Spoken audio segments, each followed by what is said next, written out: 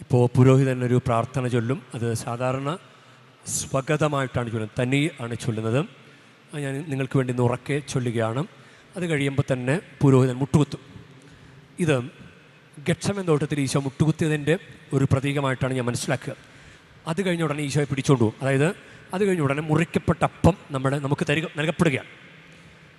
ഞാൻ മുട്ടുകുത്തുമ്പോൾ നിങ്ങളും സാധിക്കുമെങ്കിൽ മുട്ടുകുത്തുക. എന്നിട്ട് നിങ്ങൾ ഓരോ വിഷയം എടുക്കുക. വിഷയം എടുത്തിട്ട് പറയുക, ഈശോയെ സഹായിച്ചു തരണേ എന്ന് വേണം. എന്നിട്ട് വേണം എൻ്റെ ഇഷ്ടമല്ല, അങ്ങയുടെ ഇഷ്ടം നിറവേറട്ടെ. അങ്ങനെ പ്രാർത്ഥിക്കണം. കർത്താവായ യേശു ക്രിസ്തുവേ, സജീവനായ ദൈവത്തിൻ്റെ പുത്ര, പിതാവിന് ഇഷ്ടമനുസരിച്ച് പരിശുദ്ധാത്മാവിൻ്റെ സഹകരണത്തോടെ അങ്ങ് മരണത്താൽ ലോകത്തെ അങ്ങ് ഉജ്ജീവിപ്പിച്ചുവല്ലോ.